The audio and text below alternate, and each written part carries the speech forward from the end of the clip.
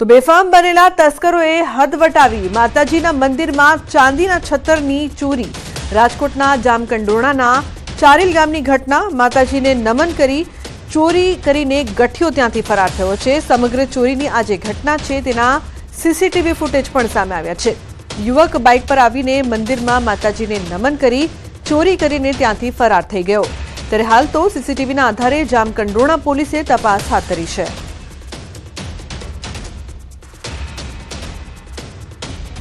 તો બેફામ બનેલા તસ્કરોએ હદ વટાવી છે। અહીં સીસીટીવી દ્રશ્યો સામે આવી રહ્યા છે, જેમાં કઈ રીતે ચોર છે તે માતાજીના મંદિરમાં આવીને ચાંદીના છત્તરની ચોરી કરીને ત્યાંથી ફરાર થાય છે તે દ્રશ્યો સીસીટીવીમાં કેદ થઈ ગયા છે। જે બાદ અનેક સવાલો બેફામ બનેલા તસ્કરોએ હદ વટાવી છે। હવે પોલીસ દ્વારા વધુ કાર્યવાહી કરાશે। તો ભરૂચમાં દિવ્યાંગ યુવતી પર સામૂહિક દુષ્કર્મ। જંબુસરના એક ગામમાં ગેંગરેપની ઘટના।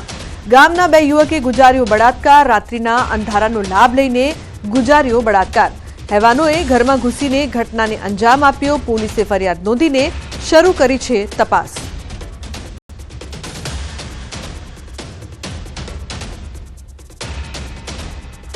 તો કપડાની બેગ બાબતે યુવકની હત્યા કરવામાં આવી છે। સુરતના કતારગામના રેલ રાહત વિસ્તારની આ ઘટના। પોતાની જ બેગ લેવા જતા બોલાચાલી બાદ હત્યા। ચપ્પુના ઘા મારીને યુવકની હત્યા નિપજાવી।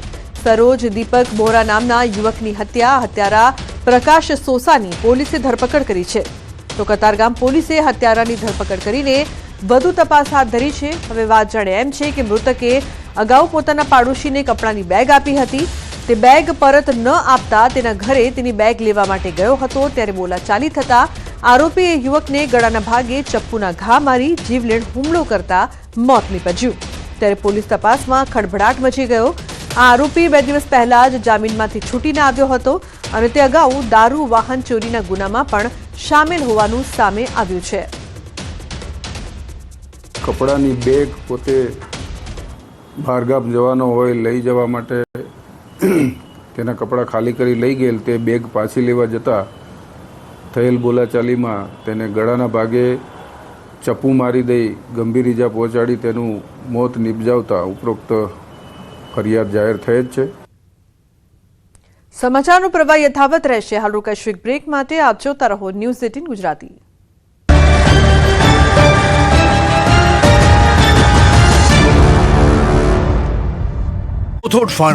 પીએમ મોદી નવસારીના કાર્યક્રમમાં જોવા મળ્યો લખપતિ દીદીઓનો મહાકુંભ।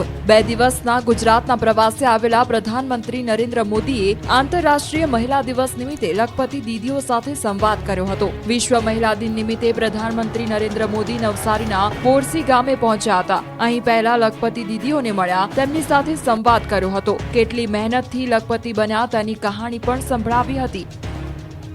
લખપતિ દીદી સાથે 30 મિનિટ સુધી સંવાદ કર્યો। સંવાદ પૂર્ણ થયા બાદ પીએમ મોદીએ 700 મીટરના રોડ શો કર્યો।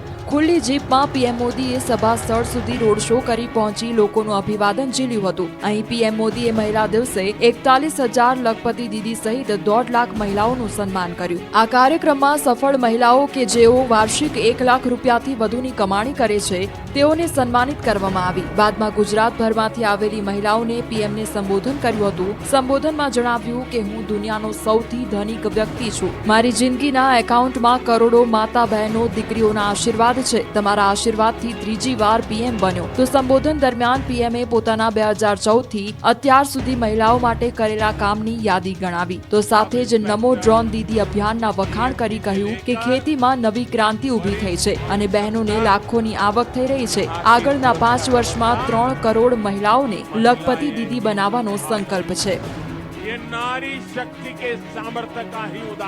પ્રધાનમંત્રી નરેન્દ્ર મોદીના નવસારીના બીજા દિવસના કાર્યક્રમ દરમિયાન ઇતિહાસ રચાયો। મહિલા દિવસ નિમિત્તે પીએમના કાર્યક્રમ દરમિયાન જ્યાં જ્યાં નજર કરો ત્યાં ત્યાં મહિલાઓ જ મહિલાઓ દેખાતી હતી। નવસારીના લખપતિ દીદી કાર્યક્રમમાં હેલીપેડથી લઈ ડોમ સુધીના તમામ સ્થળ પર જોવા મળ્યો વુમન પાવર। 8મી માર્ચ વિશ્વ મહિલા દિન નિમિત્તે પ્રધાનમંત્રીના વાસી બોરસી ગામે યોજાયેલા કાર્યક્રમમાં પીએમ મોદીની સુરક્ષાની જવાબદારી મહિલાઓના શિરે રહી।